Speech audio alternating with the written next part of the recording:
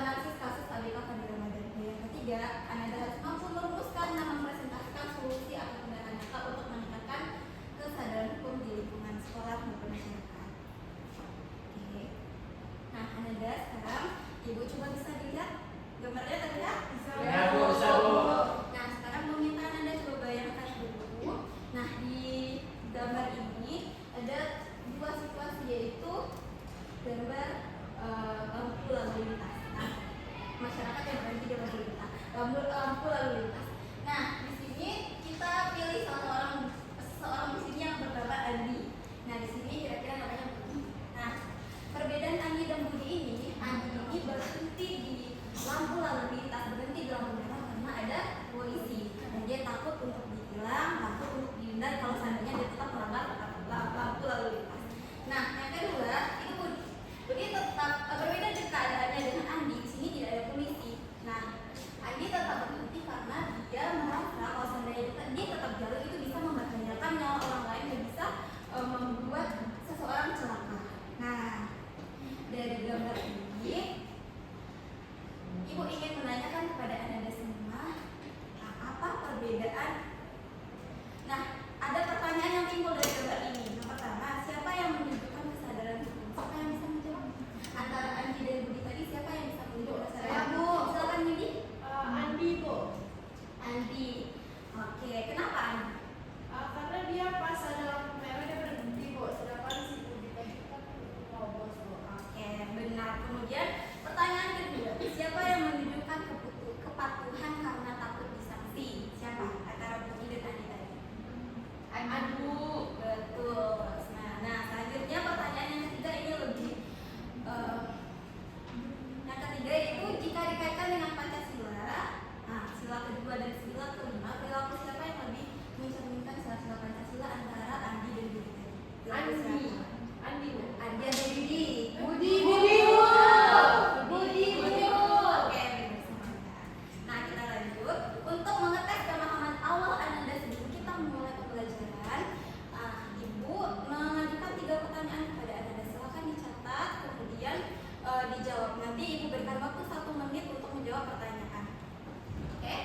Nah, untuk pertanyaan pertama, apa perbedaan antara sadar hukum dan kepatuhan karena takut? Siapa yang bisa membacakan jawabannya?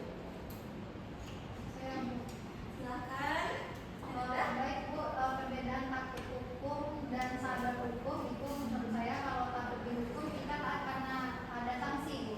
Sedangkan kalau sadar hukum itu kita taat karena kita paham dan setuju dengan aturan itu, Bu.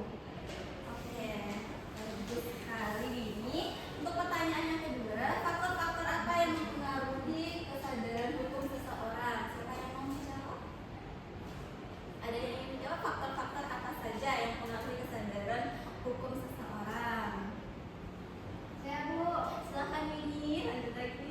Oke, pertama itu pendidikan, Bu, juga lingkungan keluarga dan sering bersosialisasi, Bu. Oh, ada jawaban lain yang ingin menambahkan jawabannya Winnie?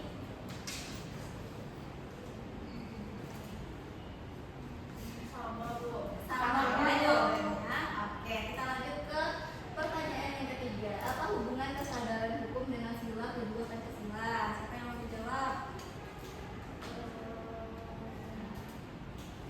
Saya, Bu. Winnie lagi, silakan Winnie. Mengajarkan kita menghormati hak orang lain, kesadaran hukum membuat kita tidak melanggar hak orang lain, Bu. Oke, tepat sekali. Nah, tapi di sini yang Ibu lihat yang jawab cuma Winnie aja, yang lain nggak ikut berpartisipasi. Jadi Ibu minta Anda semuanya silakan fokus ke pembelajaran kita pada hari ini. Tinggalkan apa yang mengganggu pembelajaran kita pada hari ini. Fokus ke Ibu dan pembelajaran hari ini. Bisa? Oke, kita lanjut ya. Nah, untuk lebih memahami pembelajaran kita pada hari ini, yaitu membangun kesadaran hukum, kita akan membahas sebuah kasus yang akan kita bahas bersama-sama. Nah, untuk video pembelajarannya, Ibu akan tampilkan kepada Anda semuanya. Dan tugas Anda siapkan kertas atau lembar, kemudian apa-apa yang harus Anda catat dalam video itu. Yang pertama itu fakta yang Anda lihat dalam kasus tersebut, kemudian pertanyaan yang timbul dalam benak Anda, dan kemudian satu kata yang mewakili perasaan Anda terhadap video tersebut.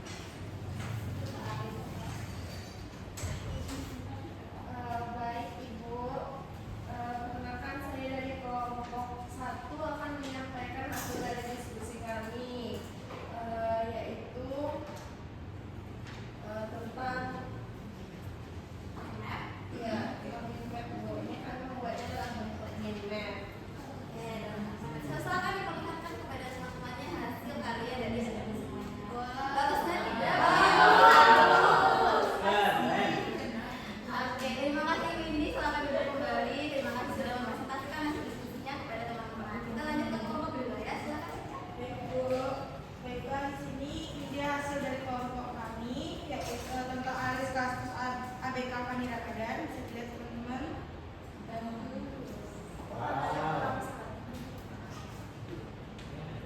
Oke, kelompok 2 juga bagus, jadi semuanya sama-sama Bagus. Nah, Anda semuanya biar hasil belajar kita itu diketahui sama semua orang, Anda boleh posting di sosial media. Nah, yang diposting di sosial media itu Ibu akan nilai. Jadi semakin banyak viewsnya, semakin banyak yang komen, itu semakin tinggi nilainya. Oke, Bu. Baik, Bu. Oke. Nah, Anda setelah kita melaksanakan diskusi, kita sudah ada pemahaman tentang materi dan pemahaman tentang kasus Tabita Fani Ramadan ini. Nah, Ibu meminta kepada Anda semuanya untuk merefleksikan terlebih dahulu apa yang sudah didapat, apa yang sudah dipelajari dari pembelajaran hari ini dan kasus Fani Ramadan ini. Nah, silakan dituliskan ke dalam kertas satu lembar. Itu nanti dikumpulkan ya. Dari apa yang sudah dapat, kemudian tujuan pembelajaran apa yang sudah dicapai dari pembelajaran ini, apa yang sudah dimengerti, apa yang belum dimengerti. Karena itu akan menjadi refleksi bagi Ibu ke depannya ketika mengajar. Nah, jika Anda sudah paham semuanya, Ibu masih senang. Jika masih ada yang belum paham, bisa diperbaiki ke depannya. Baik, Baik, Bu. ya. Nah, Ibu beri waktu 1 menit ya untuk menuliskan refleksi. Baik, Bu. Nah, sudah selesai semuanya? Sudah, Bu. Oke, untuk menuliskan refleksi, siapa nih yang mau mengajukan diri untuk membacakan refleksi hari ini? Saya, Bu. Silakan saya berdiri saya. Iya. Baik, Bu. Dari kasus mandi tercapainya tujuan pelajaran 1 karena saya sekarang paham bedanya ada hukum dan tak serena takut. Kemudian tercapainya P2, saya bisa mengevaluasi bahwa kesamaan dalam kondisi itu penting. Kemudian tercapainya PP3, Bu. Tindakan saya besok adalah mulai membaca tata tertib sekolah dan mengingatkan teman dengan cara yang baik, Bu. Oke, terima kasih. Sekarang kita berikan tepuk tangan dulu kepada saya. Oke, Anda sebagai penutup dari pembelajaran kita hari ini, Ibu ingin memberikan penguatan tentang materi kesadaran hukum dan kasus Fani ini. Begini Anda, setelah kita mempelajari kasus Fani ini, tujuannya bukan untuk menghakimi seseorang, tapi untuk belajar menjadi warga negara yang lebih baik. Ada pun beberapa hal yang ingin disampaikan. Sebenarnya kesadaran hukum dan kepatuhan atau ketakutan untuk bisa mendapatkan sanksi itu berbeda. Orang yang takut untuk mendapatkan sanksi itu ketika ada ancaman atau tidak ada polisi contohnya di jalan, mereka akan melanggar. Berbeda dengan orang yang sudah mempunyai kesadaran hukum. Orang yang sudah mempunyai kesadaran hukum itu walaupun tidak ada polisi atau tidak ada ancaman sekalipun, mereka akan tetap mematuhi hukum yang ada karena mereka sadar hukum itu dibuat untuk memenuhi hak dan kewajiban kita sebagai warga negara. Nah, selanjutnya Anda semuanya untuk yang kedua, kasus Fani itu mengingatkan kita bahwa hukum yang baik adalah hukum yang adil, hukum yang memberikan kesamaan di depan hukum dan menghormati hak asasi manusia. Dan yang ketiga, hal yang bisa kita lakukan, hal yang bisa tindakannya kayak bisa dilakukan untuk menumbuhkan kesadaran hukum itu adalah lingkungan sekolah, contohnya tidak mencontek, kemudian apabila ada perlindungan itu kalian tidak diam saja dan mengembalikan barang teman yang sudah dipakai. Nah, hal-hal kecil itu bisa Anda lakukan dari lingkungan di sekitar dulu seperti keluarga, kemudian sekolah dan masyarakat. Tidak perlu menjadi polisi, tidak perlu menjadi presiden, tidak perlu menjadi penegak hukum untuk menegakkan keadilan. Oke, semuanya bisa dilakukan dari hal kecil setiap bangsa dan warga negara bisa menumbuhkan kesadaran hukum. Oke, bisa dimengerti semuanya? Bisa, Bu.